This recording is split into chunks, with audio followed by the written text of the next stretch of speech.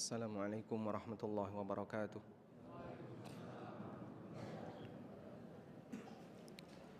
Alhamdulillahi rabbil alamin. Wassalatu wassalamu ala ashrafil mursalin Nabiyyina wa maulana Muhammadin wa ala alihi wa sahbihi ajma'in.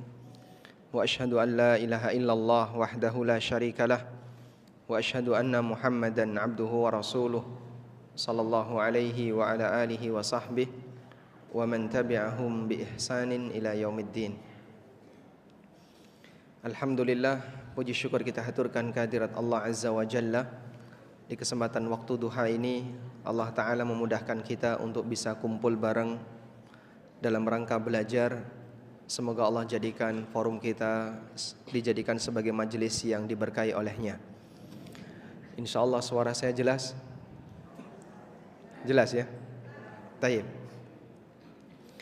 Nabi SAW pernah menyebutkan bagaimana karakter seorang mukmin yang sejati. Beliau mengatakan,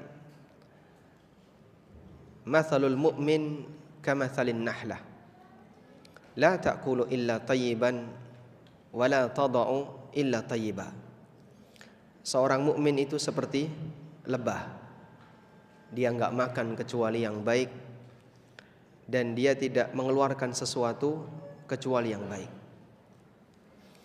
Maka karakter seorang mukmin, dia selalu menjaga masukannya, baik masukan dari sisi apa yang dia konsumsi, termasuk juga masukan dari sisi apa yang dia dengar, masukan dari sisi apa yang dia lihat. Maka seorang mukmin hanya menyerap yang baik, menyerap yang bermanfaat bagi dirinya. Oleh karena itu, sebagaimana kita perhatian berkaitan dengan masalah halal haram harta, jangan sampai kita mengkonsumsi sesuatu yang haram, jangan sampai kita memberikan makan kepada keluarga kita dari sesuatu yang haram. Maka bagian dari tanggung jawab dalam menjaga badan ini adalah jangan sampai hati kita menyerap sesuatu yang jelek. Jangan sampai hati ini menyerap sesuatu yang buruk, yang isinya syubhat, yang isinya misalnya penyimpangan dalam masalah agama, atau semua bentuk apapun yang isinya adalah penyimpangan. Karena hati ini butuh konsumsi berupa ilmu agama. Dan ketika orang itu yang dipelajari adalah sesuatu yang menyimpang, jauh dari kebenaran, maka dia seperti menyerap sesuatu yang buruk. Oleh karena itu, mukmin digambarkan oleh Nabi SAW sebagaimana layaknya lebah. Lebah itu hanya akan hinggap di bunga yang ada nektarnya. Kalau bunga itu nggak ada nektarnya, dia hinggap di situ nggak, Pak? Bunga bangkai itu di kerubung lebah nggak? Enggak. Apa yang mendekat di bunga bangkai? Lalat. Mukmin nggak seperti lalat. Lalat itu hinggap di tempat manapun. Dia kadang hinggap di gula, kadang hinggap di kotoran, kadang hinggap di bangkai. Itu lalat. Campur jadi satu di perutnya. Saat keluar kotoran. Lebah tidak demikian. Dia hanya milih sesuatu yang baik, sehingga ketika keluar isinya baik. Maka kalau ada sebagian orang yang punya pandangan kayak gini, saya itu mas kalau ngaji ya di semua tempat. Ngaji di Ustadz A, ngaji di Ustadz B, di Ustadz C. Saya nggak beda-bedain. Akhirnya campur jadi satu. Antara Ustadz A dengan Ustadz B mungkin beda pendapat, mungkin beda pandangan, bisa jadi beda latar belakang. Maka kalau sudah campur, keluar jadi sebagaimana layaknya lalat. Sebagaimana layaknya lalat. Orang nggak bisa bedain, Pak, mana al-haq dan mana al-batil ketika dia dalam posisi sebagai mustami' pengajian, sebagai pendengar pengajian. Lain halnya kalau misalnya dia seorang talibul ilmi, seorang pembelajar yang dia bisa ngerti dan bisa menilai. Kalau ngomong kayak gini, sisi pendalilannya bagaimana? Kalau ngomong kayak gini, sisi pendalilannya bagaimana? Mungkin dia bisa menyaring. Tapi ketika dia dalam posisi sebagai orang awam, saya nggak beda-bedain kok antara Ustadz A, Ustadz B, tokoh A, tokoh B, saya ngaji semuanya. Kalau Anda bisa memfilter mana yang benar, mana yang tidak benar, mungkin Anda bisa menyaring bagian mana yang akan Anda konsumsi dan bagian mana yang dibuang. Tapi kalau nggak bisa difilter, jadinya model seperti lalat, hinggap di gula, hinggap di madu. Di saat yang sama dia juga makan kotoran di tempat yang lain, dia hinggap di bangkai dan seterusnya. Campur jadi satu, ketika keluar jadilah kotoran. Nah, ini sebuah perumpamaan bahwa mukmin itu tidak suka mendengarkan syubhat. Sebagaimana lebah itu tidak suka dengan kotoran. Sehingga seorang mukmin tidak mencari majelis ghibah. Dia bukan tipe orang yang senang dengan majelis ghibah. Tapi mukmin yang dicari adalah majelis pengajian. Di mana ada majelis ilmu, dia datang mendekat. Tapi kalau kemudian majelis itu jauh dari ilmu, lebih banyak menggunjing orang lain, majelis ghibah, termasuk juga misalnya majelis yang forum gak resmi, ya, kumpul beberapa orang lalu ghibah. Bagi mukmin ini justru asupan yang gak baik, dia akan menghindarinya. Kemudian kata Nabi SAW, wala tada'u illa tayyiban, dan dia tidak mengeluarkan kecuali yang baik. Maka tutur katanya baik, akhlaknya baik, aktivitasnya baik, karena yang diserap baik.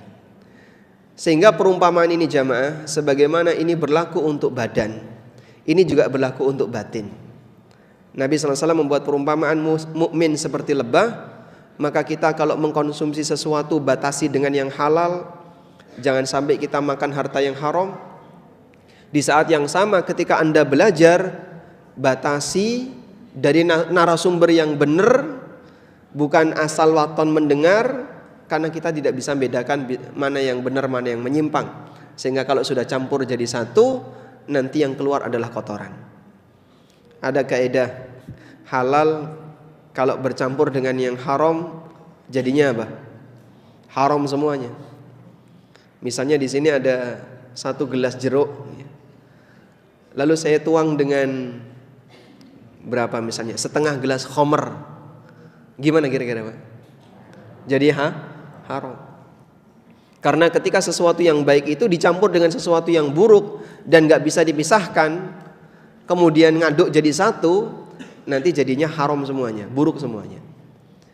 Inilah pentingnya kita mencari guru yang lurus pada saat kita belajar. Karena itu seorang ulama tabi'in yang bernama Muhammad bin Sirin, beliau pernah mengatakan al-ilmu minad din fandur amman ta'khuduna dinakum. Ilmu itu bagian dari agama. Karena itu perhatikanlah dari mana kalian mengambil sumber agama kalian. Baik. Selanjutnya jamaah yang dimuliakan Allah, di kesempatan kali ini kita akan belajar tentang membangun semangat untuk mengamalkan sunnah Nabi sallallahu alaihi wasallam. Yang dikatakan oleh Imam Malik bin Anas, sunnah itu diibaratkan dengan perahu Nabi Nuh. Imam Malik pernah mengatakan, as-sunnatu safinatu Nuhin, faman rakiba faqad naja, wa man ghabara faqad gharaqa. Sunnah itu seperti kapal Nabi Nuh. Siapa yang mau naik, dia selamat. Dan siapa yang ketinggalan, dia akan tenggelam.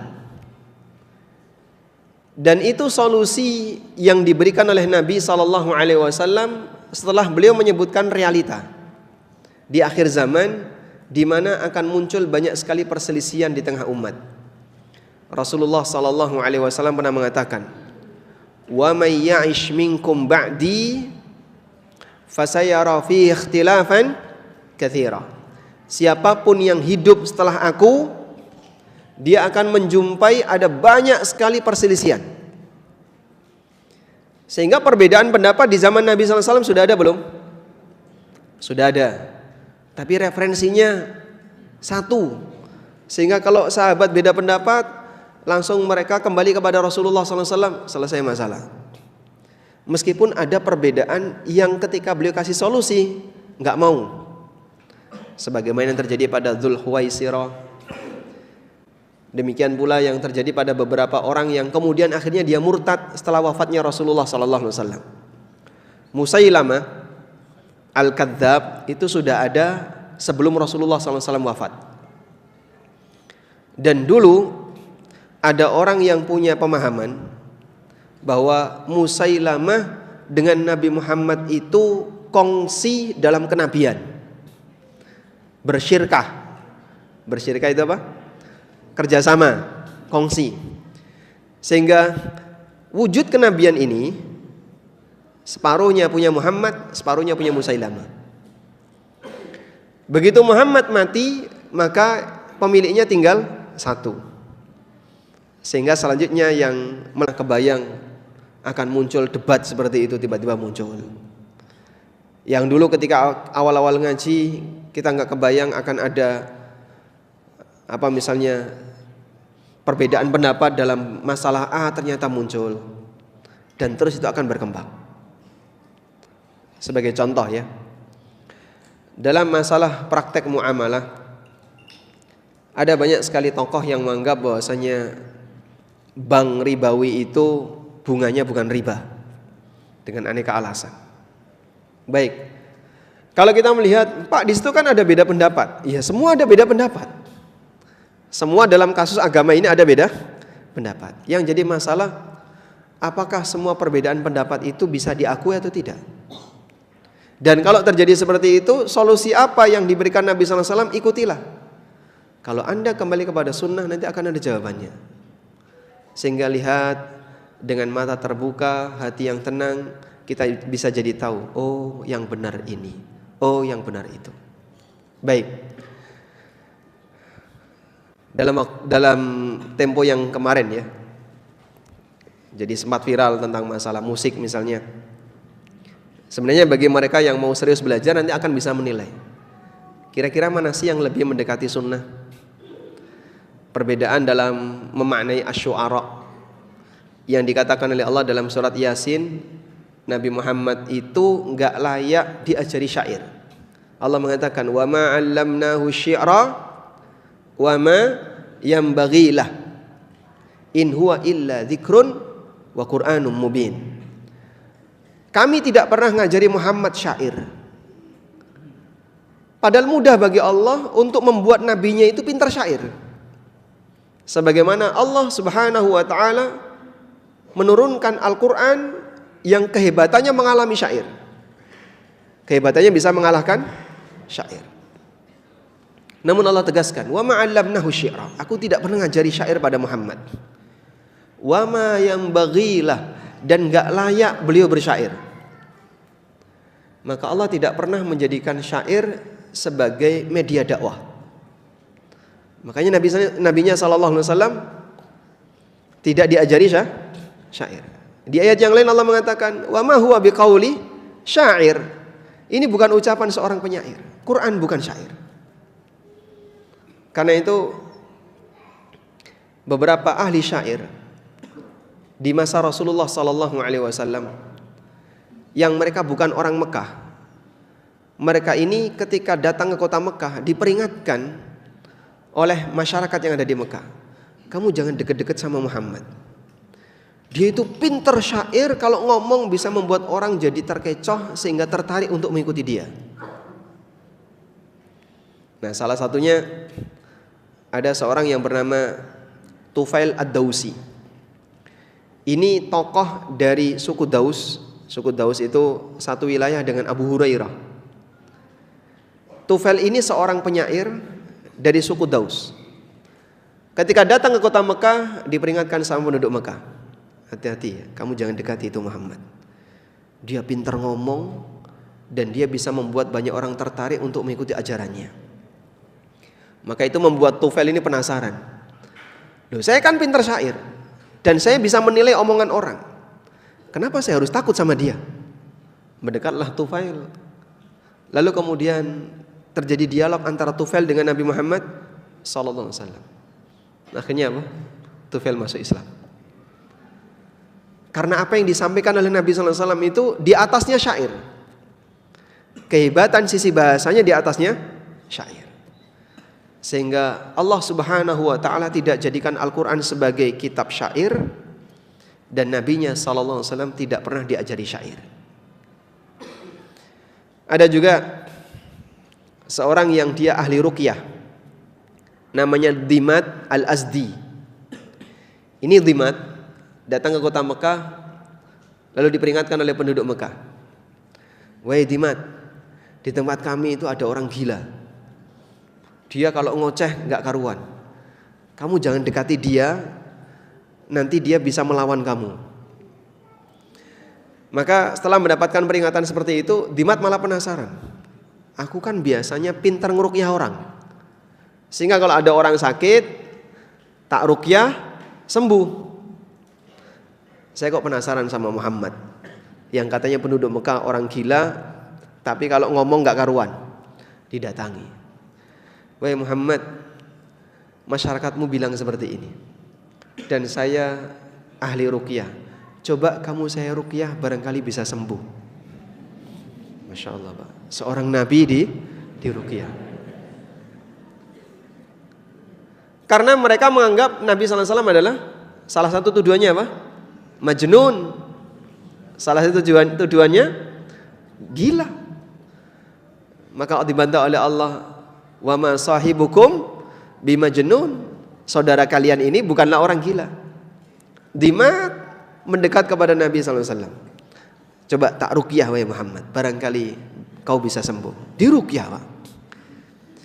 Selesai Dhimat meruqyah, Rasulullah SAW meminta kepada Dhimat, "Selesai Dhimat, sudah gantian ya. Baik, sekarang beliau yang bicara." Lalu beliau menyampaikan muqaddimah khutbah. Anda hafal khutbatul hajah? "Innal hamdalillah nahmaduhu wa nasta'inuhu wa nastaghfiruh wa na'udzu billahi min syururi anfusina," sampai dibacakan beberapa ayat di bawahnya. Selesai beliau membacakan itu, Dhimat tercengang. Lalu beliau mengatakan, "A'id ma taqul." Coba kau ulangi, tadi kau ngomong apa? Diulangi lagi oleh Nabi sallallahu alaihi wasallam. "Belum pernah aku merasakan keindahan kalimat seindah ini." Akhirnya dia masuk Islam. Padahal awalnya apa? Mau meruqyah Rasulullah sallallahu alaihi wasallam. Karena kalimat yang beliau ajarkan itu belum pernah dikenal oleh masyarakat jahiliyah, yang mereka adalah ahli dalam bidang syair, ahli dalam bidang sastra Arab, tapi Quran lebih tinggi dibandingkan kemampuan mereka. Oleh karena itu jamaah, sekali lagi ketika kita melihat bagaimana sunnah Nabi SAW, pasti di situ akan ada solusi dan penjelasan.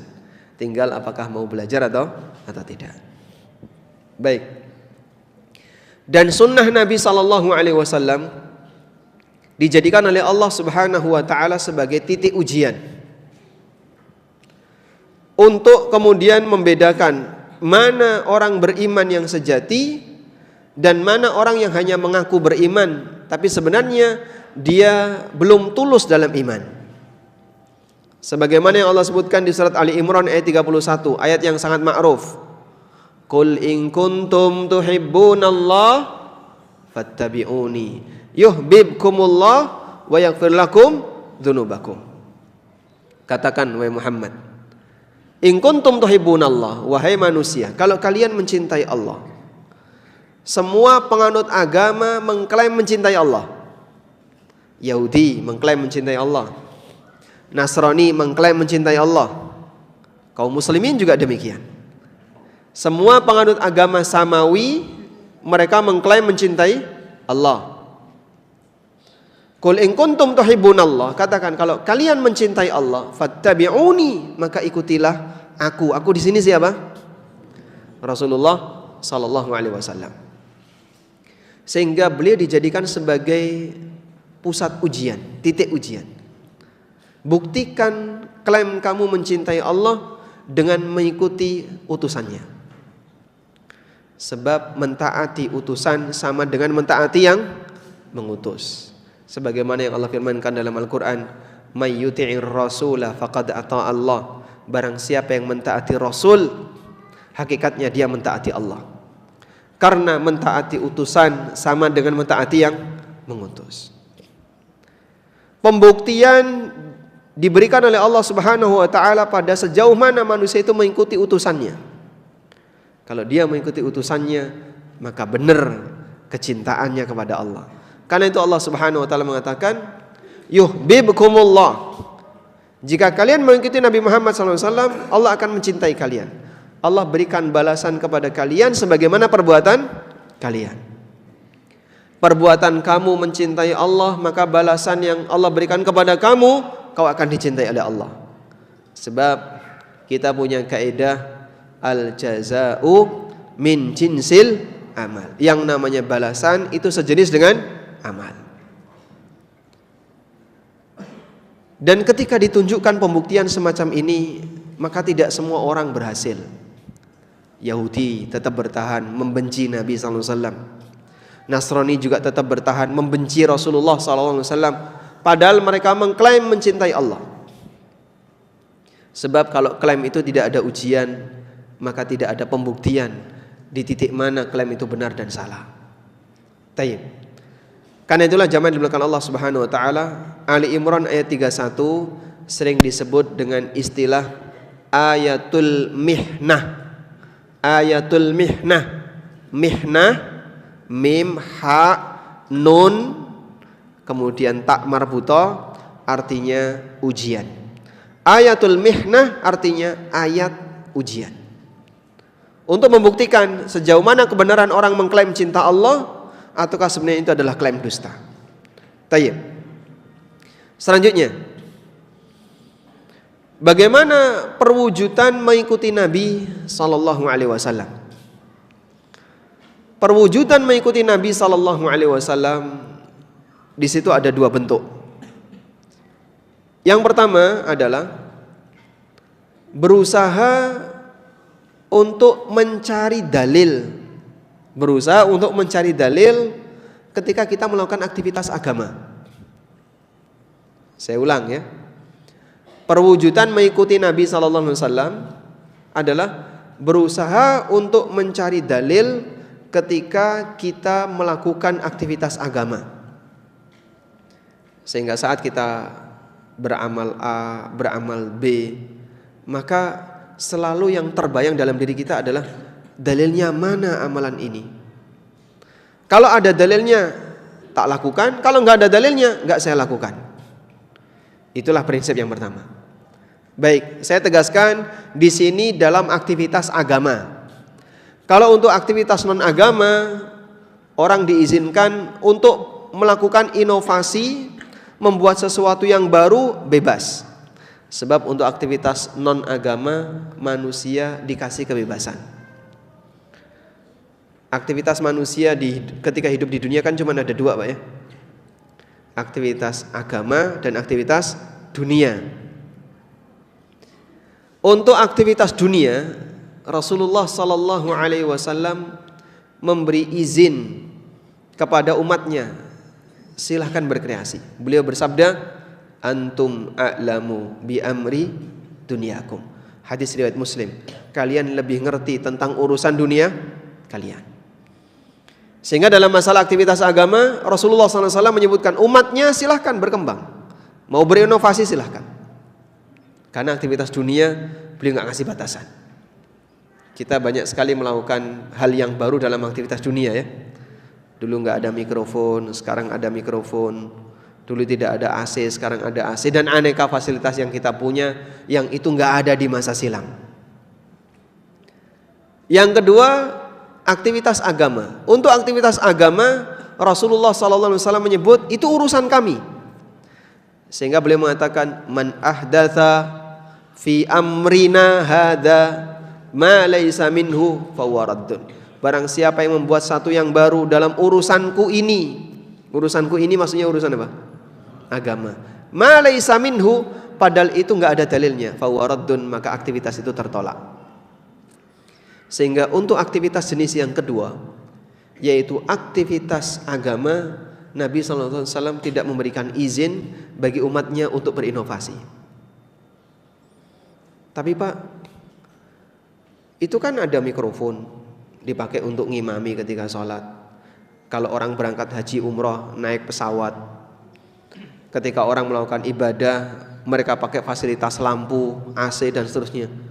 Itu semuanya dipakai untuk ibadah loh Pak. Baik. Ada yang sifatnya seperti ini, AC dan seterusnya, termasuk TV, media dakwah. Itu dunia atau agama? Dunia, tapi digunakan untuk membantu aktivitas agama. Sehingga keberadaan teknologi tidak mengubah aturan agama. Meskipun dengan teknologi orang bisa dipermudah dalam melaksanakan kegiatan agama. Paham ya? Baik. Teknologi tidak mengubah agama, tapi teknologi bisa digunakan sebagai alat bantu untuk mempermudah pelaksanaan beragama. Teknologi gak nambah ibadah Pak. Orang sholat pakai mikrofon dengan sholat tanpa mikrofon, jumlah rakaatnya sama nggak? Hah? Sama. Fatihahnya beda atau sama? Sama. Gerakannya sama atau beda? Sama.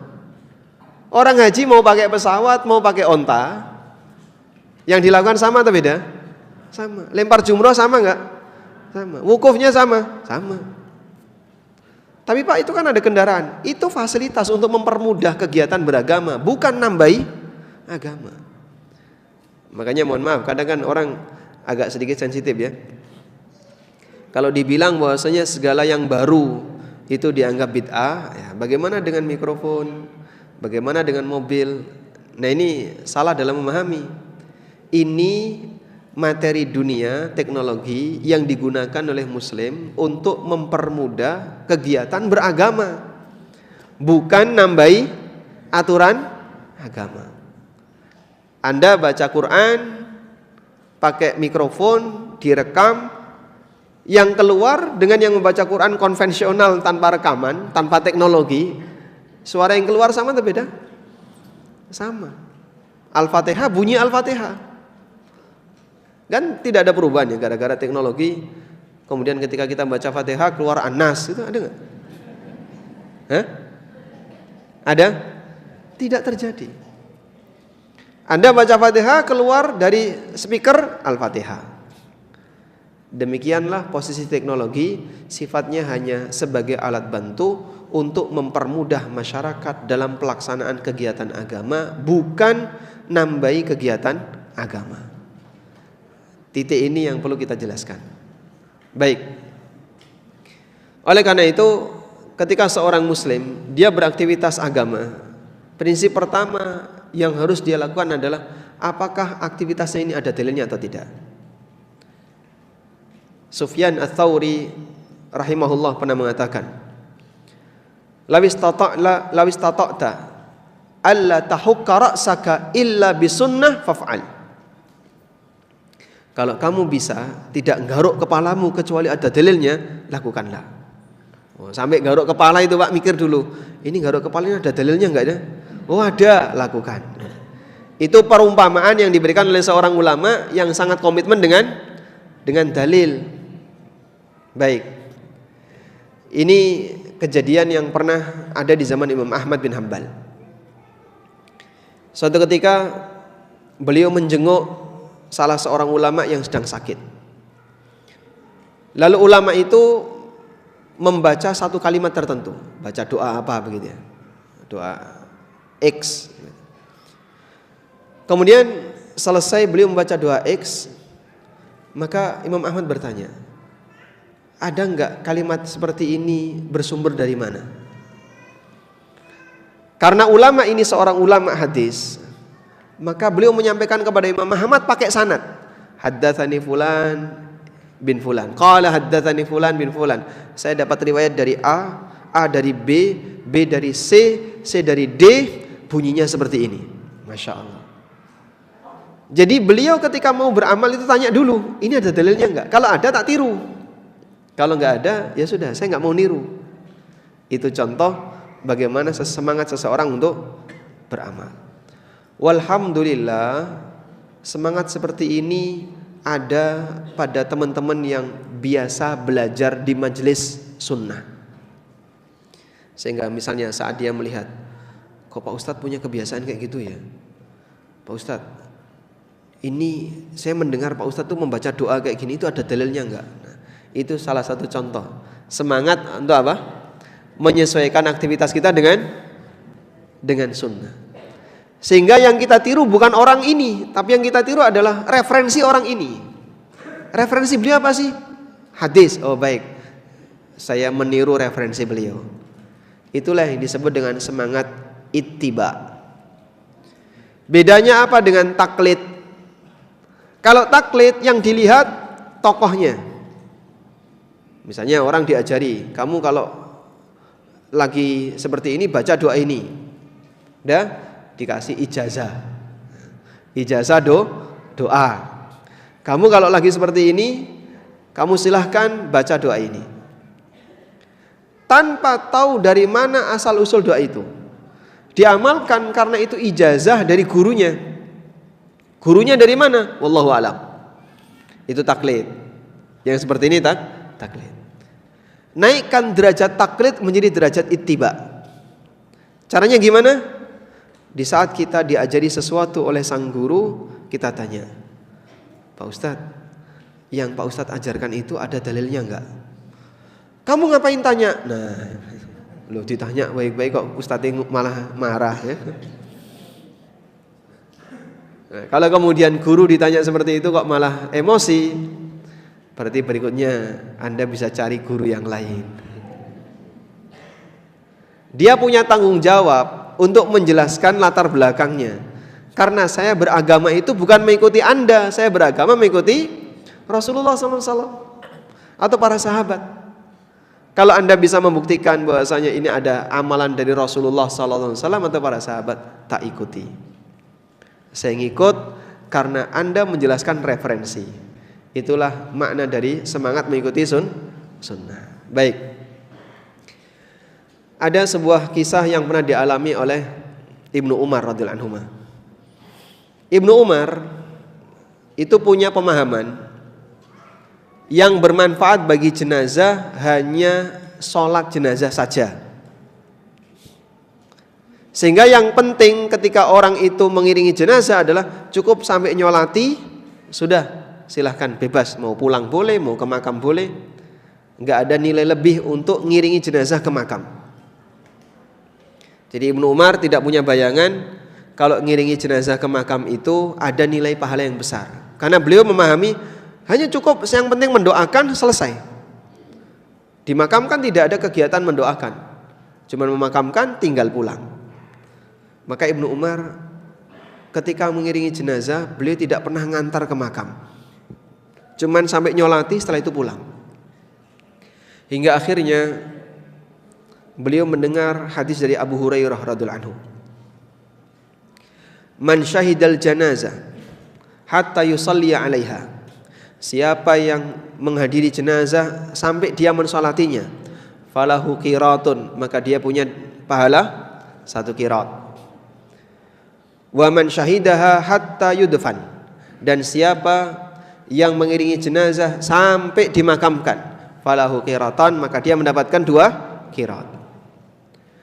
Mendengar hadis ini pertama kali, Ibnu Umar enggak percaya. Saya enggak percaya. Akhirnya dia ngutus orang untuk mendatangi Aisyah radhiyallahu anha. Kejadiannya setelah wafatnya Rasulullah SAW. Kejadian ini setelah meninggalnya Nabi SAW. Ibnu Umar kemudian mengutus orang, coba kamu tanyakan kepada Aisyah, betul gak Rasulullah SAW pernah bersabda seperti ini? Itu Ibnu Umar nunggu di dalam masjid sambil genggam pasir beliau, ya. Nunggu orang yang diutus tadi. Datanglah beliau ke tempatnya Aisyah lalu tanya bahwa Ibnu Umar menyuruhku untuk menyampaikan, untuk bertanya tentang hadis yang disampaikan oleh Abu Hurairah. Bunyinya seperti ini. Apakah betul? Aisyah mengatakan, sadaqa Abu Hurairah. Abu Hurairah benar. Balik orang tadi mendatangi Ibnu Umar lalu beliau mengatakan, qalat Aisyah, sadaqa Abu Hurairah. Aisyah mengatakan Abu Hurairah benar. Ini tanah yang di genggaman Ibnu Umar dibanting sambil mengatakan, laqad fatanil qararit katsira. Aku kehilangan banyak qirat. Yang selama ini menurutku itu nggak ada nilai penting, ternyata ada pahala besar. Sehingga cuma nyolati pulang. Nggak ada keinginan untuk ke kuburan. Karena dalam bayangan dia, ngapain ke kuburan? Kan sudah saya doakan ketika sholat jenazah. Beliau tidak membayangkan kalau ternyata di situ ada nilai pahalanya. Maka beliau banting tanah sambil mengatakan, laqad fatanil qararid katsira. Aku telah kehilangan banyak qirat. Kita pernah nggak kayak gitu, Pak? Pernah kayak gitu, Pak? Menyesal besar gara-gara nggak tahu ilmunya sehingga kita kehilangan banyak pahala. Kenapa baru sekarang Pak Ustadz ngasih tahu? Kalau ternyata qobliyah subuh lebih baik daripada dunia seisinya. Padahal saya sering kesiangan, Pak Ustadz. Begitu dia dapat hadis seperti itu, terus dia nyesel. Kenapa baru sekarang saya ngerti? Karena baru dapat hadisnya. Banting Tupperware misalnya ya. Pernah ada kayak gitu, Pak? Enggak pernah, Masya Allah. Baik, eman-eman ya, ganti HP kalau gitu. Karena kita barangkali tidak punya rasa sayang yang tinggi terhadap pahala, sehingga kita ketinggalan pahala, kehilangan kesempatan untuk beramal bagi kita biasa saja. Padahal itu bagi sahabat bencana bagi mereka, sehingga mereka nyesal besar. Kenapa baru sekarang saya dapat dalilnya? Tayyib. Ini makna yang pertama, mengikuti sunnah Nabi SAW adalah ketika beramal berusaha untuk mencari apa? Referensi, mencari dalil. Saya beramal ini alasannya apa? Karena kita sedang membahas aktivitas agama. Kalau dalam urusan dunia bebas, orang boleh melakukan inovasi, membuat hal yang baru dalam urusan dunia. Tapi kalau dalam urusan agama sudah ada panduannya. Baik. Makna yang kedua, yang dimaksud mengikuti Nabi SAW, semangat mengikuti sunnah adalah mengamalkan ilmu yang sudah pernah kita pelajari terkait sunnah-sunnah Nabi SAW. Artinya kalau sudah dapat, segera diamalkan. Kalau sudah ngerti, perjuangkan untuk diamalkan. Jangan hanya sebatas dijadikan wawasan. Sebab ilmu kalau hanya sebatas jadi wawasan, tidak berwujud amal. Tidak akan berwujud sebagai pahala, karena hanya jadi wawasan. Baik, ini ada sebuah hadis yang disebut dengan hadis musalsal. Hadis musalsal itu begini, Pak. Seseorang menyampaikan hadis dengan cara tertentu. Misalnya menyampaikan hadis sambil tersenyum. Nanti bawahnya perawi berikutnya dia menyampaikan hadis dengan cara yang sama seperti atasnya, sambil tersenyum. Nanti bawahnya lagi menyampaikan hadis dengan cara seperti atasnya, sambil tersenyum. Akhirnya mereka seragam ketika menyampaikan hadis ini sambil tersenyum. Itu namanya hadis musalsal. Contoh ya, doa naik kendaraan. Doa naik kendaraan. Ketika orang naik kendaraan, dia baca doa apa?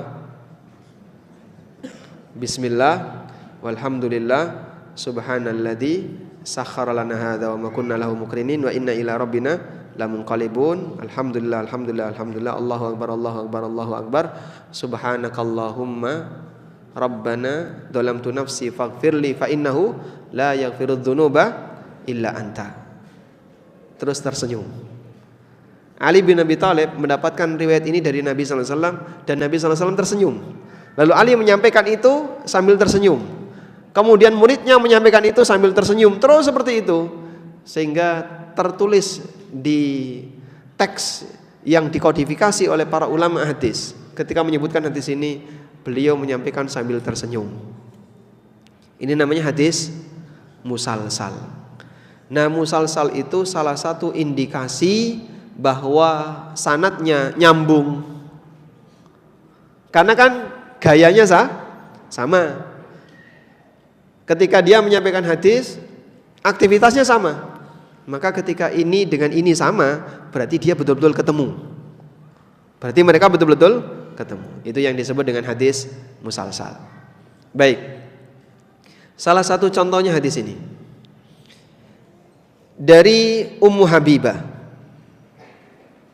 Nabi SAW bersabda, "Ma min 'abdin muslimin yusalli lillahi ta'ala fi kulli yawmin 12 rak'atan tatawwu'an ghaira faridatin." Apabila ada seorang hamba muslim, dia salat sehari semalam sebanyak 12 rakaat salat sunnah dan bukan salat wajib, illa banallahu ta'ala lahu baitan fil jannah, maka Allah akan bangunkan untuknya sebuah istana di surga. Berapa rakaat? 12 sehari semalam. Yang disebutkan dalam riwayat yang lain, kalau ini riwayat Muslim, yang saya bacakan tadi redaksi riwayat Muslim. Dalam riwayat Abu Dawud ada rinciannya. 12 itu apa saja? Satu jari 2 rakaat ya. Qobliyah subuh, qobliyah duhur. Berarti qobliyah duhur berapa kali? 4 rakaat, 2. Ba'diyah duhur 2 rakaat. Ba'diyah maghrib, ba'diyah isya. Totalnya 6 kali salat 12 rakaat. Baik, alhamdulillah yang sudah sering belajar di forum sunnah mudah menerima ini. Tayyib, sekarang coba kita lihat. Imam Muslim mendapatkan hadis ini dari Nu'man bin Salim. Nu'man bin Salim dapat hadis dari Amr bin Aus. Amr bin Aus dapat hadis dari Ambasah bin Abi Sufyan. Ambasah bin Abi Sufyan dapat dari Ummu Habibah. Ada berapa? 4 orang. Nu'man bin Salim, Amr bin Aus, Ambasah bin Abi Sufyan, Ummu Habibah. Ada 4 orang. Baik. Ummu Habibah menyampaikan hadis ini ke Ambasah bin Abi Sufyan. Selesai beliau menyampaikan hadis itu, Ummu Habibah mengatakan, "Fama barihtu usallihinna ba'du." Sejak aku mendengar hadis ini, aku tidak pernah meninggalkan 12 rakaat. Ambasah bin Abi Sufyan setelah mendengarkan hadis itu disampaikan kepada Amr bin Salim. Amr bin Salim ketika Ambasah menyampaikan, beliau mengatakan, "Fama barihtu usallihinna ba'du." Sejak aku mendengar hadis ini, aku tidak pernah meninggalkan 12 rakaat. Amr bin Salim menyampaikan ini kepada Amr bin Aus menyampaikan ini kepada Nu'man bin Salim. Dan juga disampaikan yang sama. Sejak aku mendengarkan itu, aku tidak pernah meninggalkannya. Sudah? Jadi Nu'man bin Salim, Amr bin Aus, Ambasah bin Abi Sufyan, Ummu Habibah, semuanya punya pernyataan yang sama. Ini masuk dalam kategori apa tadi? Hadis musalsal. Dan sebenarnya kepentingan kita adalah bagaimana semangat mereka dalam beramal. Sejak dapat belum pernah ditinggalkan. Masya Allah ya. Mungkin kalau kita kan begitu dapat diamalkan sepekan kemudian, setelah itu tidak diamalkan lagi. Tapi bagi mereka tidak. Begitu dapat segera mereka amalkan dan tidak pernah mereka tinggalkan. Demikianlah semangat para sahabat dalam mengamalkan sunnah Nabi Sallallahu Alaihi Wasallam. Coba Pak, merutinkan 12 rakaat sehari semalam, susah atau berat Pak? Susah. Susah ya? Masya Allah. Susahnya apa Pak? Sering telat.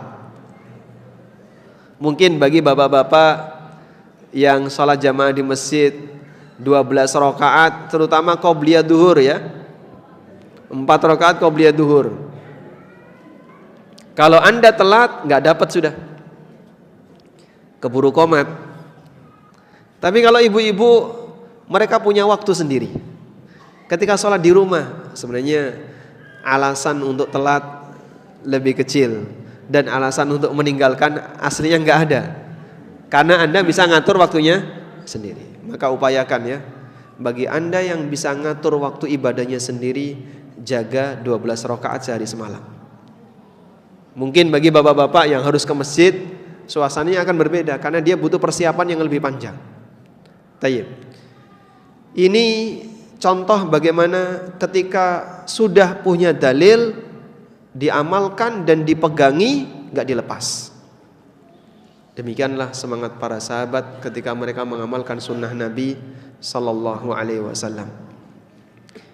Karena itu jamaah dimulakan Allah, dengan kita belajar dapat yang baru lalu kita amalkan, akan menyempurnakan aktivitas amaliyah kita.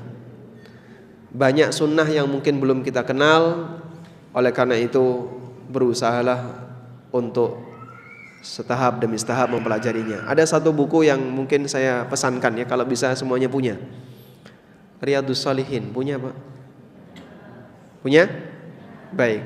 Satu rumah, satu buku Riyadhus Shalihin. Insyaallah ya. Sehingga kalau Anda punya anak, sudah nikah, pisah rumah dengan orang tua, pesankan sama dia, kamu harus punya Riyadhus Shalihin. Setelah punya diapain? Cuman punya doang Pak Ustadz. Katanya suruh punya. Ada pesan tersembunyi di balik itu. Maksudnya dibaca. Saya punya seorang jamaah. Beliau ketika berangkat umroh itu membawa Riyadhus Shalihin versi terjemah 2 jilid. Naik pesawat kan 9 jam Pak. Khatam itu. Khatam di atas pesawat. Dibaca terus. Beliau cerita, saya menghatamkan Riyadhus Shalihin di atas pesawat saat berangkat umroh. Jadi mungkin 1 jilid pas berangkat, 1 jilid pas pulang, khatam. Masya Allah ya. Jadi umroh dulu, khatamkan Riyadhus Shalihin di atas pesawat. Baik. Selanjutnya saya tambahkan sedikit berkaitan dengan masalah mengatur aktivitas sunnah harian. Jamaah dimuliakan Allah Subhanahu wa taala. Kita tahu bahwasanya ajaran Nabi sallallahu alaihi wasallam itu sangat banyak. Dan tidak semua ajaran itu kita kenali. Lalu bagaimana caranya agar kita bisa dimudahkan untuk bisa mengenali dan mengamalkan? Yang sudah kenal terkadang berat untuk mengamalkan, yang belum kita kenali kadang kita berat untuk mencarinya, untuk mempelajarinya. Bagaimana caranya agar kita bisa dimudahkan? Pertanyaan ini pernah disampaikan oleh salah seorang sahabat kepada Rasulullah sallallahu alaihi wasallam. Ya Rasulullah, inna syara'i al-Islam qad kathurat. Ya Rasulullah, syariat Islam ini banyak sekali. Sehingga beliau merasa kalau saya harus mengamalkan semuanya berat. Maka berikan kepadaku sebuah wasiat, sebuah nasihat agar aku bisa ringan dalam mengamalkan aneka sunnah tadi. Apa jawab Nabi sallallahu alaihi wasallam? La yazalu lisanuka rutban bidzikrillah. Selalu jaga lisanmu untuk basah dengan zikrullah. Selalu jaga lisanmu untuk basah dengan zikrullah. Nah, ini memberikan pelajaran bahwa zikrullah itu bisa membantu orang untuk lebih semangat dalam melakukan amalan. Zikrullah di sini yang dimaksud adalah membasahi lisan, berarti sifatnya mengucapkan kalimat-kalimat thayyibah. Karena kan zikrullah ada 2 makna ya. Dulu sudah pernah kita bahas di masjid ini. Makna zikrullah yang pertama apa, Pak?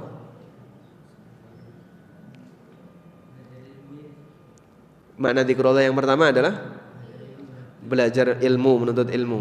Berarti zikrullah di situ maknanya apa?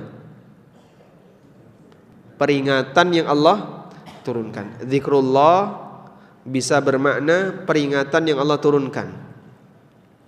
Maka majlis zikrullah adalah majlis yang membahas peringatan yang Allah turunkan. Itulah majlis ilmu. Anda belajar halal haram, belajar tafsir Quran, belajar tafsir hadis, itu semuanya majlis zikrullah. Makna yang kedua adalah zikrullah dalam arti mengucapkan kalimat-kalimat thayyibah. Dan dalam hadis ini Nabi SAW memberikan saran zikrullah yang kedua. La yazalu lisanuka rutban bi dzikrillah. Buat lisanmu selalu basah dengan zikrullah. Berarti zikrullah di sini zikrullah bentuknya apa? Zikir mengucapkan kalimat thayyibah. Dan itu amalan yang enggak butuh modal, tidak melelahkan, enggak capek ya. Karena yang namanya zikrullah, orang dermimil baca subhanallah, subhanallah, subhanallah, alhamdulillah, alhamdulillah, alhamdulillah. Atau baca kalimat yang lain, la ilaha illallah, la ilaha illallah. Anda kalau baca la ilaha illallah 100 kali, pelan ya, tidak perlu dikeraskan, sehingga tidak harus ada suaranya. Tapi umi-umi, kira-kira capek enggak? Butuh booster enggak untuk mengucapkan seperti ini? Enggak ya? Dibandingkan sholat tarawih lebih capek mana? Sekarang orang itu punya kemampuan luar biasa Pak. Jualan yang live itu Pak, 24 jam itu. Ini kan lagi tren sekarang. Kemarin ada salah satu teman yang ngasih masukan, HNB Store kok masih pakai web? Gak zaman sekarang. Nah terus kalau masarkan pakai apa? Live sekarang, Masya Allah. Apa yang dilakukan ketika live? Wah itu nunjukin kancing bajunya, kerahnya, jahitannya, diulang-ulang kayak gitu. Gak bosan namanya. Saya sempat ditunjukin, ini contohnya orang live sampai 24 jam, malam juga masih live, ngomong saja kan. Itu Masya Allah, orang ini kalau disuruh tadarus semalam tepar mungkin dia, gak kuat dia. Tapi dia bisa live selama 24 jam. Itu Pak, semalam itu gantian 3 karyawan saya. Gantian ya 3 karyawannya. Orang pertama misalnya dari Isya sampai jam 10. Nanti orang kedua dari jam 10 sampai jam sekian. Sampai subuh itu gantian. Masya Allah. Suruh mereka duduk bertiga, kasih mushaf Quran, dari mulai jam 8 sampai subuh baca Quran. Gantian. Sanggup? Enggak sanggup. Tapi orang live itu sanggup. Bukti bahwasanya kita punya kekuatan ngomong lebih hebat daripada kekuatan beraktivitas yang lain. Maka sangat disayangkan kalau mulut nganggur ini tidak diisi dengan zikrullah. Itu menjadi salah satu di antara cara untuk meringankan kita mengamalkan sunnah. Karena ketika seseorang itu zikrullah, balasannya apa? Fadhkuruni adzkurkum. Perbanyaklah dirimu mengingatku, aku akan mengingat kalian. Dan bentuk Allah memberikan atau bentuk Allah mengingat hambanya adalah Allah ngasih hidayah kepada hamba. Allah Subhanahu wa taala berfirman tentang masalah salat. Innas salata tanha 'anil fahsya'i wal munkar wa la dzikrullahi akbar. Sesungguhnya salat itu bisa mencegah dari perbuatan keji dan mungkar. Namun sungguh zikrullah lebih besar. Apa sih makna wala dzikrullahi akbar? Di depan Allah mengatakan salat bisa mencegah dari perbuatan keji dan mungkar. Di bagian akhir Allah mengatakan wala dzikrullahi akbar. Zikrullah lebih besar. Maksudnya begini. Anda bisa salat itu sebabnya apa? Sebabnya apa? Dikasih petunjuk oleh Allah. Kalau orang nggak dikasih petunjuk mau sholat nggak Pak? Walaupun samping masjid Pak, nggak mau sholat dia. Karena Allah nggak ngasih petunjuk sama dia. Baik. Yang kedua apa lagi? Allah ngajari kita tentang bagaimana cara sholat yang benar. Melalui kegiatan belajar kita tahu ilmu. Itulah Allah ngajari kita. Sehingga kita tahu bagaimana cara takbiratul ihram yang benar, sholat yang benar. Allah ngajari kita. Apalagi? Allah kasih taufik sehingga kita punya semangat untuk mengerjakannya. Sehingga Allah jadikan kita sebagai muslim petunjuk pertama sehingga kita mau sholat. Yang kedua Allah ajari kita untuk sholat. Yang ketiga Allah kasih semangat kita untuk mengerjakannya. Allah ingat kita sebelum kita ingat Dia. Allah sudah ingat kita sebagai hambanya sebelum kita ingat Dia. Dengan diberi petunjuk. Andaikan hamba ini dibiarkan dan dilepas, tak tersentuh sama sekali dengan yang namanya petunjuk, mustahil dia mau taat. Mustahil dia mau berbuat ibadah. Baik. Oleh karena itu Allah sebut wala dzikrullahi akbar. Dan sungguh zikrullah lebih besar daripada kamu mengingat Allah. Artinya kamu mengingat Allah ketika sholat. Allah mengingat kamu dengan Allah ngasih hidayah kepadamu, lebih besar Allah mengingat kamu daripada kamu mengingat Allah. Paham ya maksudnya? Baik. Saya kasih ilustrasi seperti ini, Pak. Cintanya orang tua kepada anak dengan cintanya anak kepada orang tua, gede mana, Pak? Yang benar. Besar mana? Besar cinta orang tua kepada anak. Baik. Ketika seorang anak memberikan hadiah yang besar kepada orang tuanya, misalnya ngasih rumah ke orang tuanya atau bahkan menghajikan orang tuanya, kira-kira perasaan anak gimana, Pak? Seolah-olah dia sudah berjasa besar bagi orang tuanya. Coba bandingin, sebenarnya siapa yang lebih berjasa? Kau yang telah menghajikan bapakmu, menghajikan ibumu, ataukah orang tuamu yang merawat kamu? Yang mana? Yang kedua. Sehingga terkadang ketika kita melakukan hal yang besar kepada orang lain, itu dianggap gak ada apa-apanya dengan jasa beliau kepada kamu. Itu manusia dengan manusia. Yang kadang anak sudah merasa hebat, bisa menghajikan orang tuanya. Anak sudah merasa hebat, bisa ngasih rumah untuk orang tuanya. Dia merasa hebat, bisa ngasih hadiah, duit yang banyak kepada orang tuanya. Meskipun demikian, manusia memahami jasa orang tua kepadamu jauh lebih gede daripada apa yang kamu lakukan bagi dia. Ini baru makhluk dengan makhluk. Bayangin antara makhluk dengan Khalik. Maka di saat kita melakukan ibadah, di saat kita melakukan salat, kita zikrullah di situ. Kita mengingat Allah, kita memuji Allah, kita menyebut banyak nama Allah ketika salat. Tapi Allah tegaskan, wala dzikrullahi akbar. Namun Allah mengingat kamu lebih gede daripada kamu mengingat Allah. Padahal balasan ketika orang mengingat Allah, maka dia akan diingat oleh Allah. Sebagaimana yang Allah tegaskan, fadhkuruni adzkurkum. Ingatlah aku, niscaya aku akan mengingatmu. Sehingga ketika seorang hamba rajin untuk zikrullah, maka balasannya dia akan diingat oleh Allah. Dan bentuk ketika dia diingat oleh Allah, Allah kasih hidayah sama dia.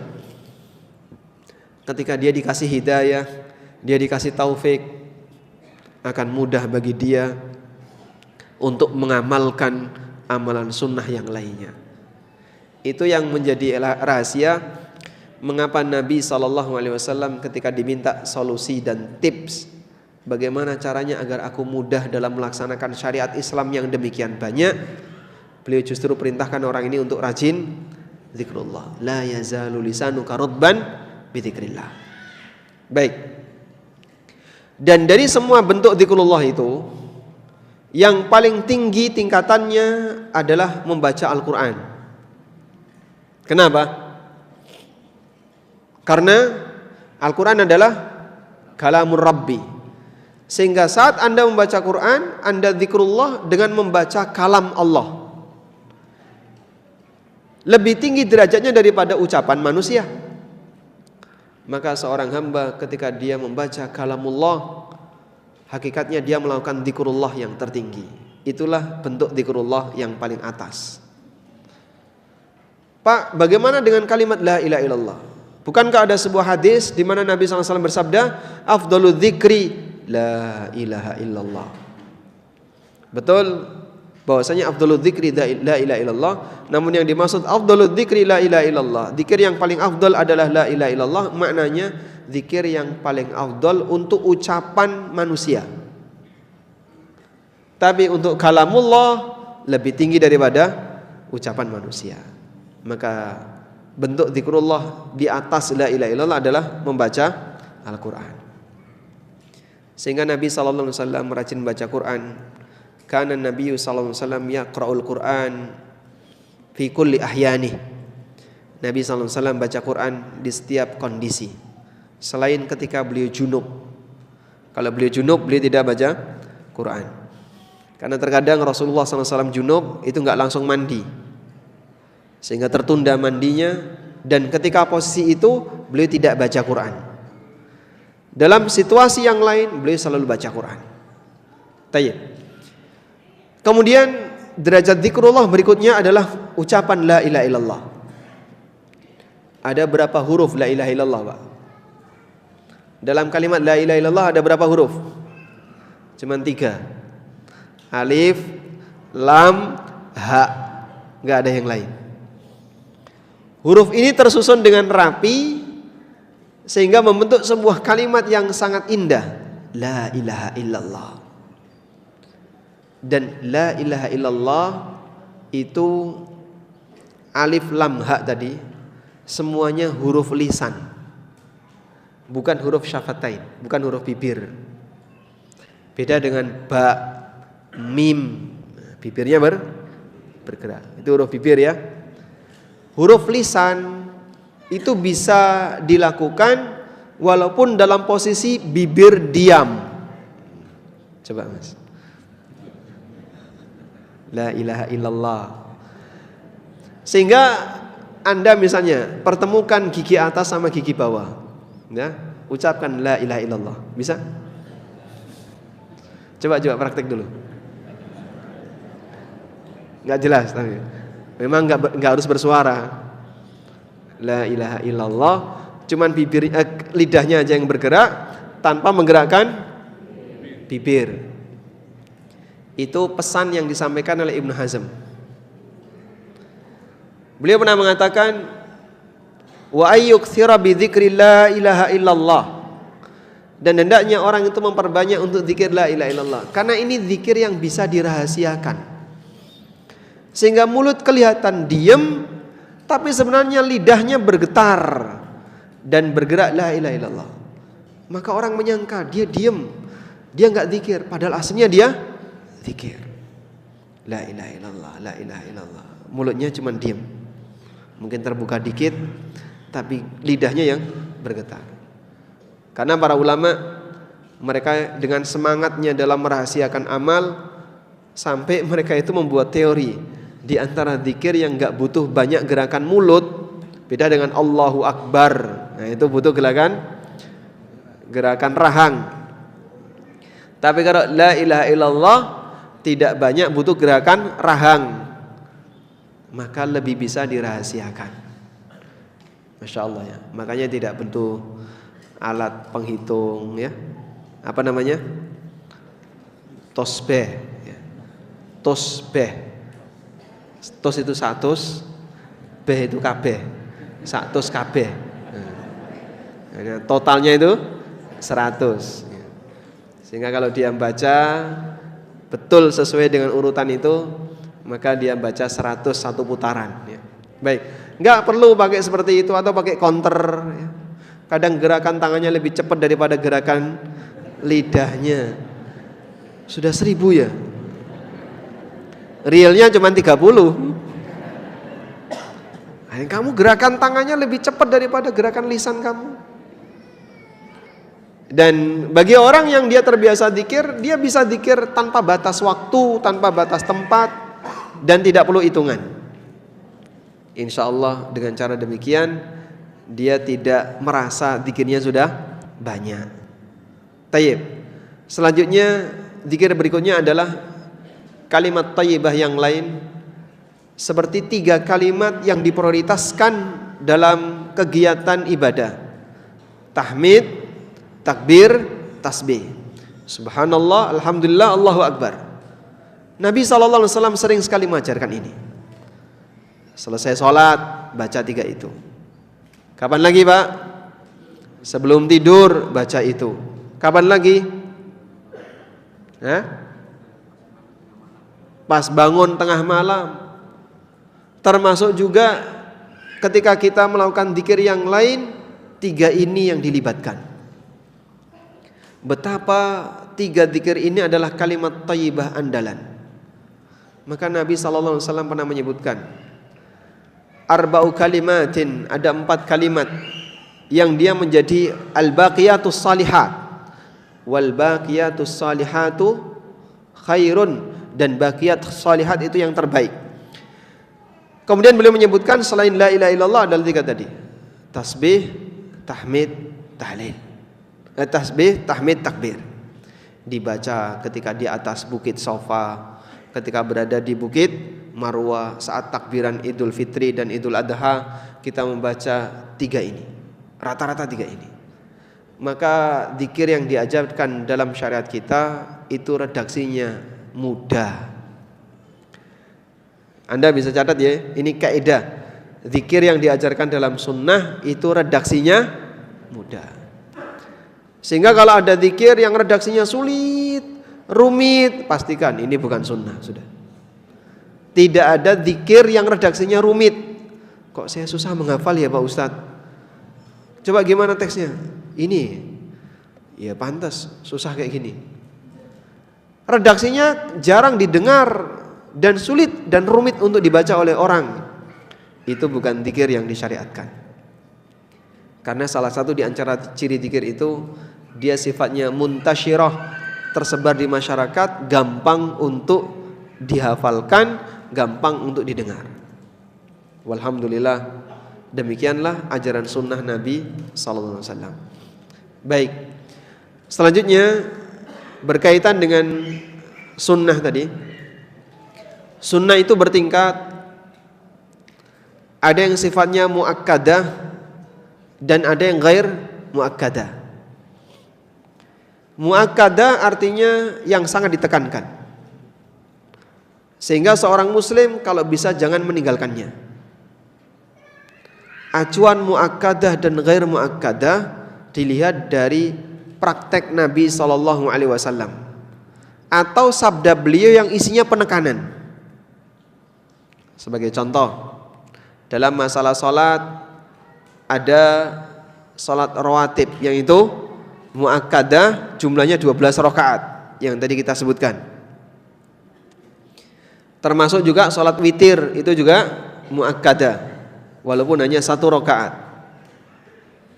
Dalam puasa ada puasa muakkad. Sunnah muakkad puasa contohnya apa Pak? Yang menjadi rutinitas Nabi SAW. Asyura. Asyura itu muakkad. Bahkan dulu Asyura ini pernah diwajibkan sebelum adanya Ramadan. Sebelum diwajibkan puasa Ramadan, kaum muslimin diwajibkan untuk puasa Asyura. Maka puasa Asyura termasuk puasa sunnah muakkadah. Contoh yang lain yang merupakan amalan muakkadah. Contohnya apa? Qobliyah subuh, berarti masuk sholat rawatib ya. Baik. Contohnya dalam hal sedekah apa muakkadah? Ada enggak? Memberikan hadiah atau sedekah kepada, atau memberikan hibah kepada orang terdekat. Nabi SAW menyebutkan, dinarun anfaqtahu fi sabilillah, wa dinarun anfaqtahu lil masakin, wa dinarun anfaqtahu ila ahlik, a'dhamu indallahi ajran ma anfaqtahu li ahlik. 1 dinar yang kau infakkan di jalan Allah, 1 dinar yang kau berikan kepada fakir miskin, 1 dinar yang kau berikan kepada keluargamu, lebih tinggi pahalanya yang terakhir. Ya meskipun itu bisa dipahami sebagai kewajiban, karena memberikan nafkah bagi keluarga itu hukumnya wajib. Tayyib. Sehingga ini didahulukan dan diprioritaskan sebelum yang lain.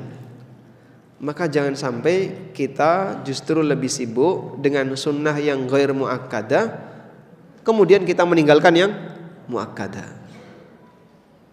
Mohon maaf ya, terkadang ada orang yang dia dengan sholat rawatib itu gak begitu serius, tapi dia rajin sholat hajat. Karena dalam pikiran dia, biar hajatmu cepat terkabul, sholat hajat lagi sholat hajat. Dia rajin sholat hajat. Tapi rawatib keteteran. Tidak dia lakukan dengan serius. Anggaplah misalnya sholat hajat ini sholat yang sesuai sunnah dan ada hadis yang menyebutkan tentang itu. Maka ini bukan sunnah muakkadah. Memang dia sholat sunnah tapi bukan sunnah muakkadah. Baik, sehingga amaliyah itu bertingkat, dahulukan mana yang lebih muakkad daripada yang kurang muakkad. Wallahu a'lam. Walhamdulillahirabbil alamin. Mungkin demikian yang bisa kita sampaikan sebagai pengantar. Semoga apa yang kita bahas ini bermanfaat. Wassallallahu ala nabiyyina Muhammadin wa ala alihi wa sahbihi wasallam.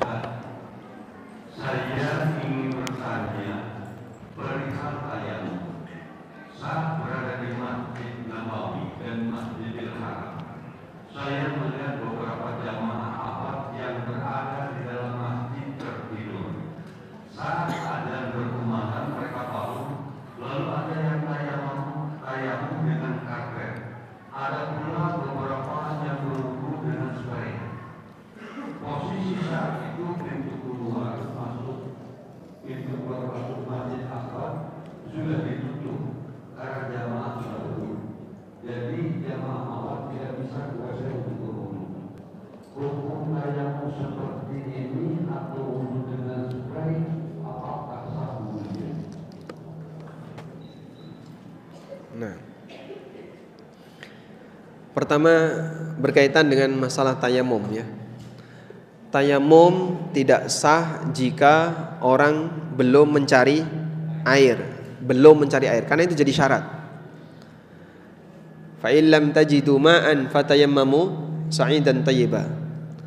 Kalau kau tidak menjumpai air, maka lakukanlah tayamum dengan menggunakan sa'id. Sa'id itu artinya permukaan tanah thayyiba yang suci. Sehingga selama masih memungkinkan untuk dapat air, tidak boleh tayamum, dan batal tayamum jika masih memungkinkan untuk dapat air. Yang kedua, wudu dengan spray. Wudu dengan spray boleh nggak Pak? Wudu dengan spray, jadi begini, dalam kegiatan wudu itu ada mengusap, ada mencuci. Bedanya apa? Kalau mengusap hanya menggunakan titik air yang nempel di tangan. Anda ambil air, Anda buang, di sini masih basah, tangan masih basah, masih. Ini kemudian dipakai mengusap. Itu kegiatan mengusap. Ada kegiatan mencuci. Untuk kegiatan mencuci hanya bisa dilakukan ketika ada air yang mengalir, walaupun tipis. Oleh karena itu, orang bisa wudu dengan spray dengan syarat saat dia cuci muka dan cuci tangan ada air yang mengalir. Tidak seperti model orang disibin ya, yang cuman disemprot kemudian diusap. Nah ini keliru. Harus ada air yang mengalir. Kalau nggak ada air yang mengalir, berarti dia tidak terhitung mencuci anggota wudu. Sehingga syarat anggota wudu dicuci harus ada air yang mengalir. Baik. Sekian kalau dipakai untuk wudu dengan cara spray tadi, dengan menggunakan alat spray mungkin bisa. Tapi disemprot dalam jumlah banyak dulu gitu, sampai kira-kira ada air yang mengalir kemudian diusap, digosok. Itu insya Allah sah, disebut mencuci wajah. Ya. Basah semua dong Pak. Nah, namanya juga wudu. Kecuali kalau Anda wudu pakai udara.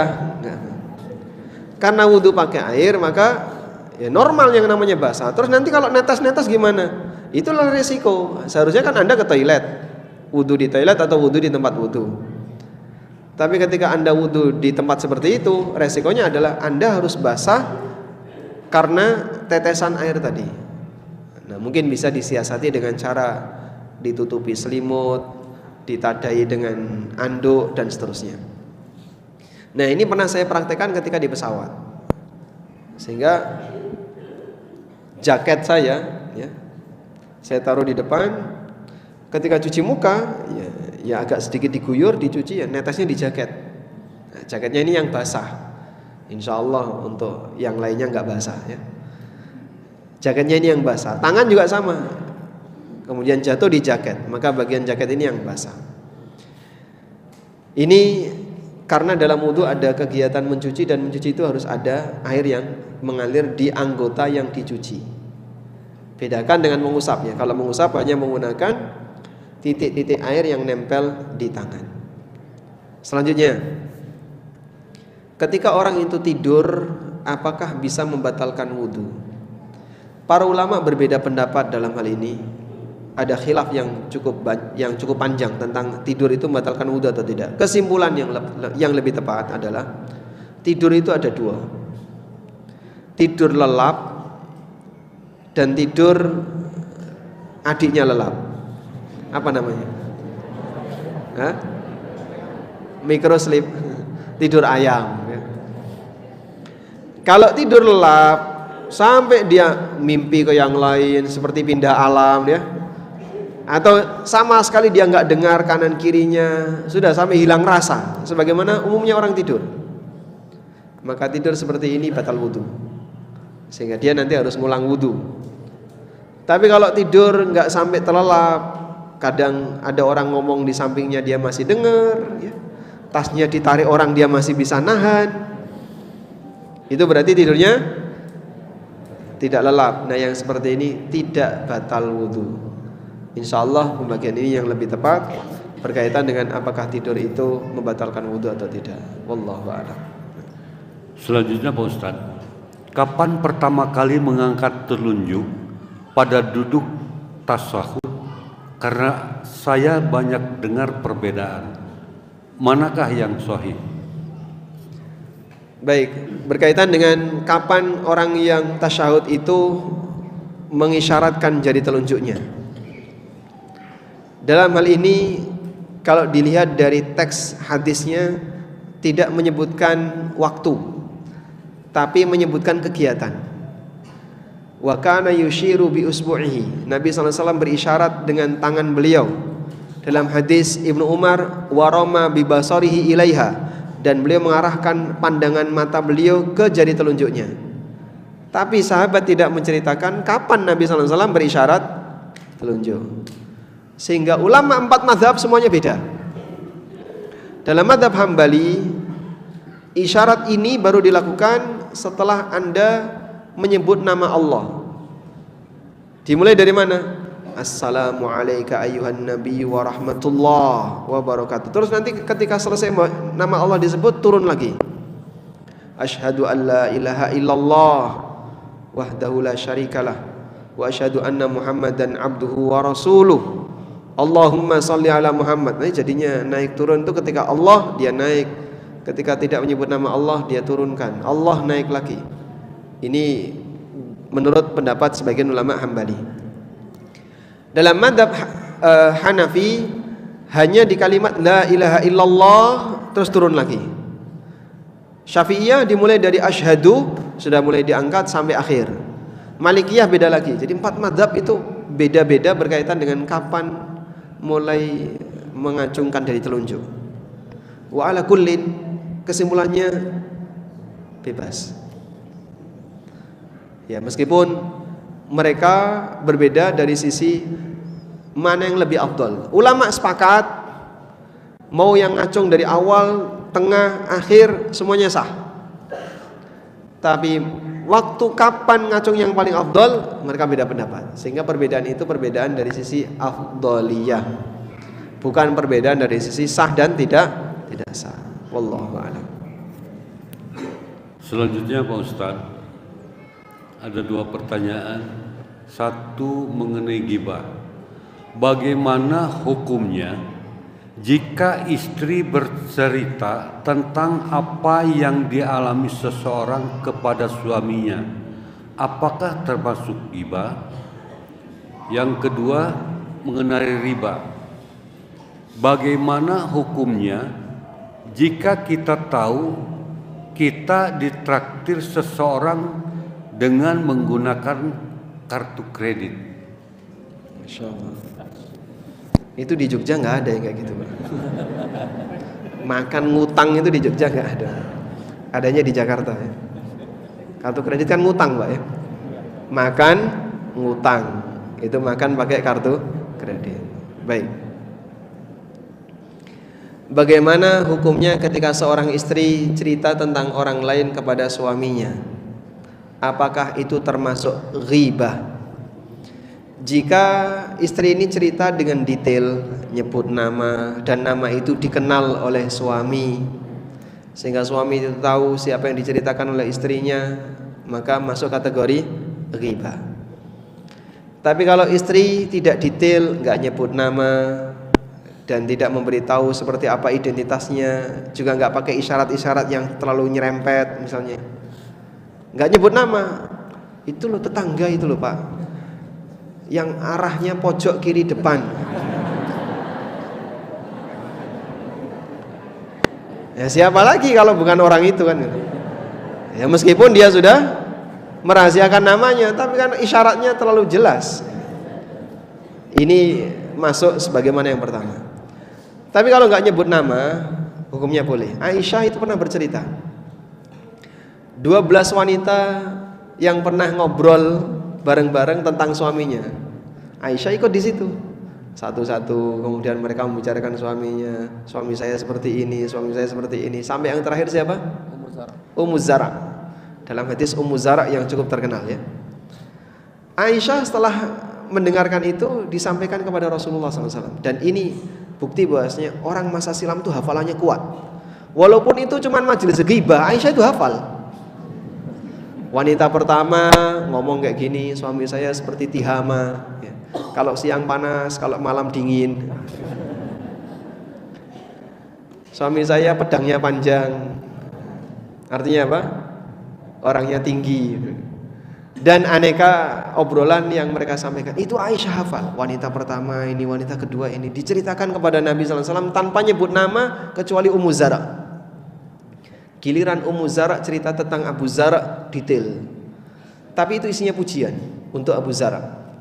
Nah yang seperti ini boleh, karena tidak menyebutkan identitas. Tapi kalau nyebut identitas masuk kategori ghibah. Tayyib. Dan mohon maaf ya, terkadang begini, istri punya masalah di luar, lalu dia bawa ke rumah disampaikan ke suaminya. Istri punya masalah di luar, kepikiran, dia sampaikan ke suaminya, suaminya ketularan kepikiran, maka dia pulang membawa penyakit menular. Suami di tempat kerja mungkin dia punya masalah, ketika dia pulang cerita sama istrinya enggak Pak? Enggak. Dia lebih nahan diri. Daripada nanti sampai rumah istri saya ikut nangis, mending tak rahasiakan. Kamu tidak perlu tahu masalah di balik kerja saya, yang penting kau tahu senyumanku ketika bawa duit. Baik. Jadi terkadang seorang suami itu karena menyayangi keluarganya, dia nggak pengen tahu masalah dia ketika di tempat kerja. Tapi istri ketika dia nggak kuat saat dia punya masalah tertentu, kepikiran terus, dia sampaikan kepada suaminya. Akhirnya suaminya ikut kepikiran. Nah, saat suaminya ikut kepikiran, ikut emosi, jadinya satu rumah dua-duanya emosi. AC yang dingin akan terasa panas kalau dua orang ini saat lagi panas. Maka pesan dari bapak-bapak, mohon bagi ibu-ibu kalau punya masalah nggak usah cerita sama suaminya ya. Jadi Anda punya arisan berapa itu nggak usah cerita sama suaminya. Selanjutnya tentang traktir tadi ya. Kalau sebelumnya nggak tahu nggak jadi masalah Pak. Begitu selesai makan kok dia bayar pakai kartu kredit, ya sudah. Mau dikembalikan pakai apa? Dan secara aturan makanan yang kita konsumsi halal, fisiknya halal, lalu kita mendapatkan dengan cara yang halal karena diberi hadiah. Meskipun orang itu ketika membayar pakai cara yang bermasalah, menggunakan kartu kredit, kita sebagai orang yang ditraktir insya Allah tidak ada masalah. Wallahu a'lam. Selanjutnya Ustaz, saya mau bertanya, menggunakan teknologi untuk mempermudah pelaksanaan agama itu dibolehkan? Karena suatu saat ketika saya sholat taraweh, ada jamaah yang menyimak bacaan imam dengan handphone.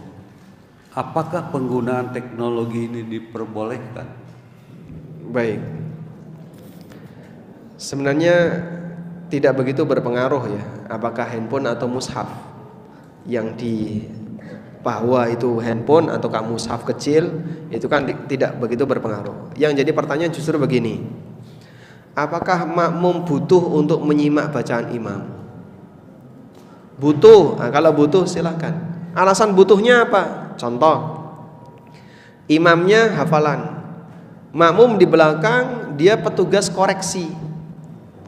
Nah, ketika makmum di belakang petugas koreksi, sementara hafalannya di bawah imam, dia butuh untuk nyimak, silakan nyimak. Tapi kalau makmum nggak butuh, karena imam yang dibaca inna atau inna kal kautsar, surat al-ikhlas, watini wazaitun, butuh nggak makmum menyimak pakai mushaf? Nggak butuh. Buat apa? Oh, nggak ada yang salah. Nah, kalau seperti ini Anda akan terganggu, tidak melihat tempat sujud karena Anda sibuk membaca mushaf. Sehingga bisa kita sebut ini teknologi memudahkan orang untuk beribadah. Cuman yang jadi masalah adalah apakah Anda butuh untuk melakukan itu atau tidak. Kalau nggak butuh, pada asalnya jangan dilakukan, karena terlalu banyak gerakan yang kita lakukan.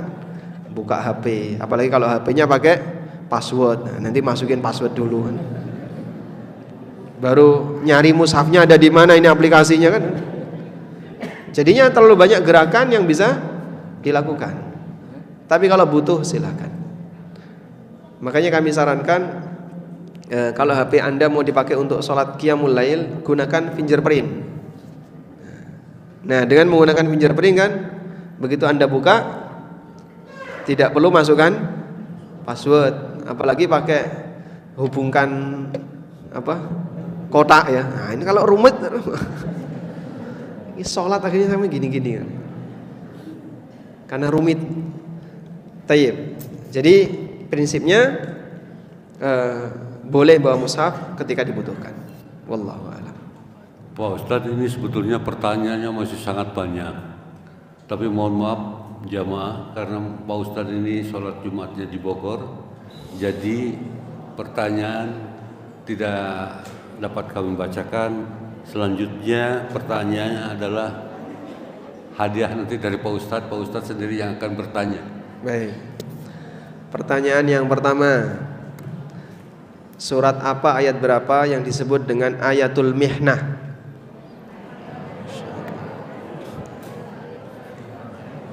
Ali Imran ayat bunyinya gimana? Gak hafal. Baik, coba dapat hadiah. Mohon maaf ya. Masya Allah. Dapat hadiah. Nah, baik. Selanjutnya sebutkan deretan nama perawi hadis salat 12 rakaat sehari semalam. Nu'man bin Salim, Amr bin Aus. Masya Allah. Barakallahu fikum. Kasih yang tebel bang. Oh. Yang pengantar fikih jual beli. Nah, kalau waris kan beliau belum bagi waris. Baik, Insya Allah hafal ya. Selanjutnya ya. Sebutkan dalil bahwa zikir bisa meringankan amalan sunnah.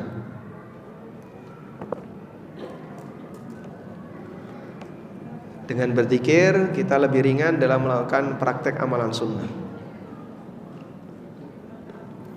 Ada? Sudah dapat hadiah. Ini mahasiswa Libya jangan-jangan. Dengan zikir akan meringankan kita untuk beramal sunnah. Baik, saya ganti ya pertanyaannya. Pertanyaannya, apa makna wala dzikrullahi akbar? Apa makna wala dzikrullahi akbar?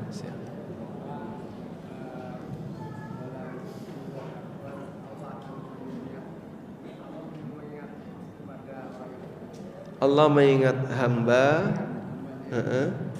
gimana?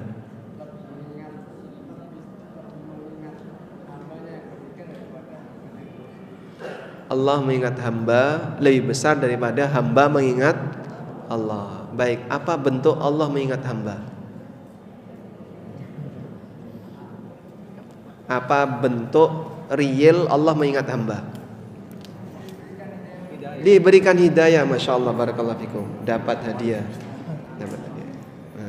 Alhamdulillah. Baik. Selanjutnya, tadi kita menyebutkan tentang ini, ibu-ibu ada mikrofon nggak? Nggak ada. Kasih.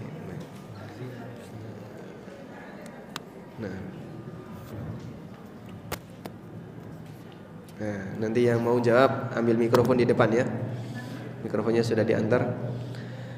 Sebutkan rincian sholat sunnah 12 rakaat yang muakkad. Insya Allah gampang ya. Di atas. Mikrofonnya di bawah, yang di atas nggak bisa. Yang di atas nggak bisa jawab. Sholat rawatib, sunnah Ya. qabliyah subuh, duhur Berapa rakaat? 4, maghrib ba'diyah. Qobliyah duhur 4 rakaat terus? Ya, maghrib ba'diyah 2 rakaat, isya ba'diyah 2 rakaat. Sudah komplit tadi? Ya, ba'diyah duhur 2 rakaat.